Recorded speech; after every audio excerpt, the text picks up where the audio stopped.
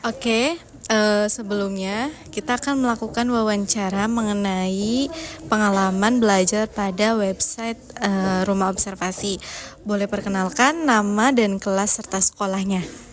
Perkenalkan, nama aku Jasmine Aira Rameza Faizal. Saya dari kelas 10-7 dan berasal dari sekolah SMA N8 Kota Tangerang Selatan. Baik, kita langsung ke pertanyaan. Oke, apakah selama mengikuti pembelajaran bahasa Indonesia di sekolah ini, kamu merasa pembelajarannya menarik? Sebenarnya untuk materi dan cara mengajarkannya itu cukup menarik dan mudah dipahami. Cuman untuk terkait keseruannya kurang menarik. Seperti itu, Kak. Baik, materi apa yang paling kamu sukai dalam mata pelajaran bahasa Indonesia? Materi yang paling saya sukai itu adalah LHO, karena dari LHO saya bisa dapat mengidentifikasi banyak objek. Apakah kamu pernah mempelajari materi teks laporan hasil observasi? Pernah. Menurut kamu, apakah menulis teks laporan hasil observasi itu mudah atau sulit? Jelaskan alasannya. Tergantung sih Kak, tergantung dari apa yang kita observasikan. Kalau misalnya dia nggak terlalu banyak, nggak terlalu bercabang, itu mudah. Tapi kalau misalnya dia emang rumit, itu sulit. Oke, baik.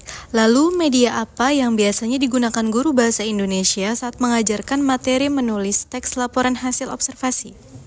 Medianya buku, sama biasanya kita disuruh bawa objeknya gitu sih Kak ke sekolah untuk diobservasikan. Oke.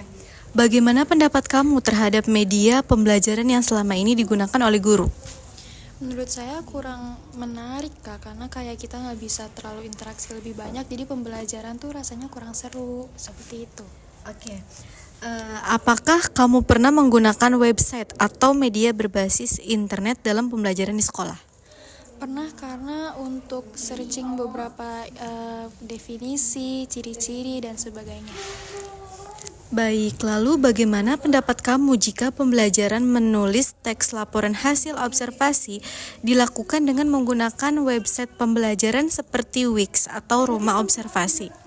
Menurut saya dengan cara menggunakan website tersebut, kita belajar bisa jadi lebih tersusun, lebih terstruktur, karena berdasarkan menu-menunya itu seperti sudah ada kayak kurikulumnya tersendiri. Jadi kalau misalnya kita mau belajar itu jadi lebih mudah karena lebih tersusun. Oke. Lalu apa pendapat kamu mengenai website Rumah Observasi?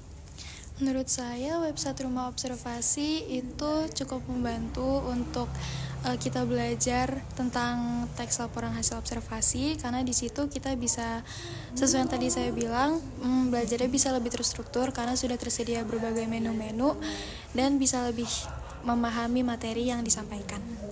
Baik, apakah fitur-fitur dalam aplikasi website Rumah Observasi itu membantu dalam pembelajaran teks laporan hasil observasi? Sangat membantu. Baik, terima kasih atas wawancaranya. Oke. Baik, terima kasih atas wawancaranya kepada Jasmine. Saya tutup. Terima kasih.